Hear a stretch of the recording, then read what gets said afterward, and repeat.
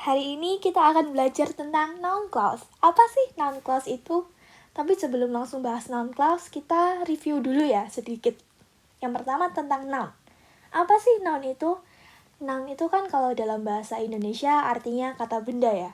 Jadi, a noun is a word that represents a person, place, or a thing. Nah, thing ini yang bisa disebut sebagai a thing itu dibedakan menjadi 3. Object, animal, or idea. Kalau misalnya objek, contohnya ya gampang kan, kayak misalnya table, chair, pen, book. Kalau animal juga cat, fish, dog, horse. Kalau misalnya idea, contohnya apa? Contohnya peace, thought, success, kindness, confusion, kayak gitu. Nah, terus fungsinya noun ini apa sih? Fungsinya noun ini ada beberapa jenis. Yang pertama, sebagai subject of the sentence, sebagai subjek suatu kalimat. Contohnya apa? Contohnya ini. I cook noodles.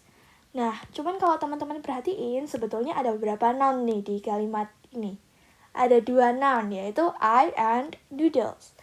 Nah, tapi di sini kita mau fokus ke I-nya, karena dia yang berperan sebagai subjek kan. Jadi, kenapa dia disebut noun? Karena dia, I ini kan menunjukkan a person kan, jadi udah jelas dia adalah noun. Terus fungsi yang kedua, I paint a flower.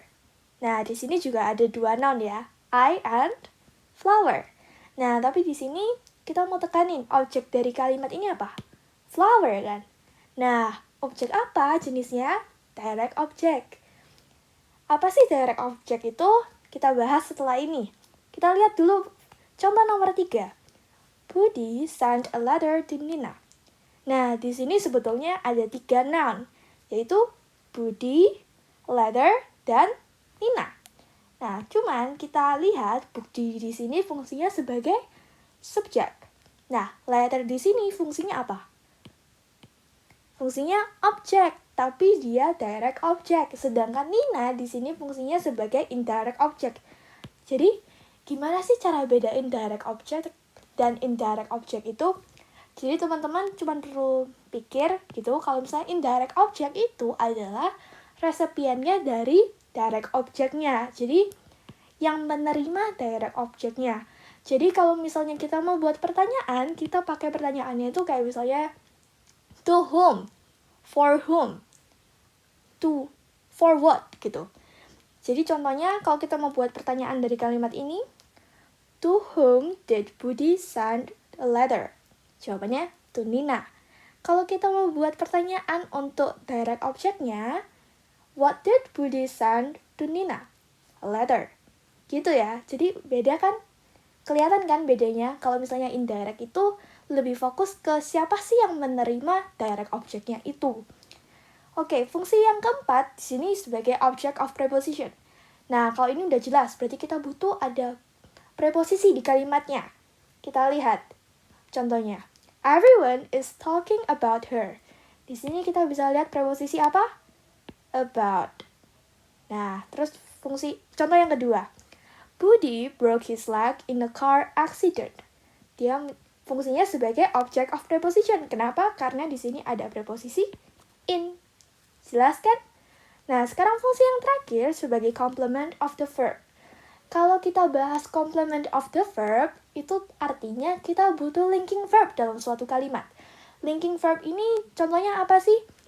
Linking verb ini contohnya adalah to be.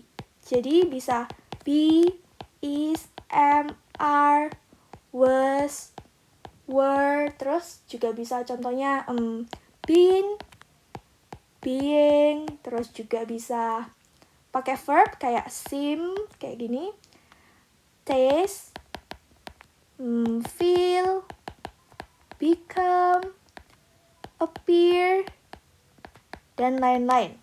Jadi fungsi linking verb ini dia itu kan sebagai kata kerja ya. Jadi walaupun to be itu kan juga kata kerja.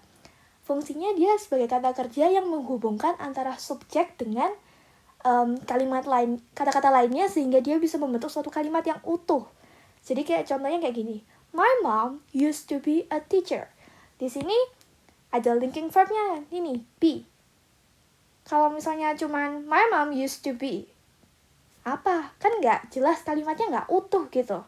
Jadi untuk melengkapi verbnya yang di sini adalah be, kita tambahkan suatu noun yaitu teacher. Contoh yang kedua, I am the winner of this competition.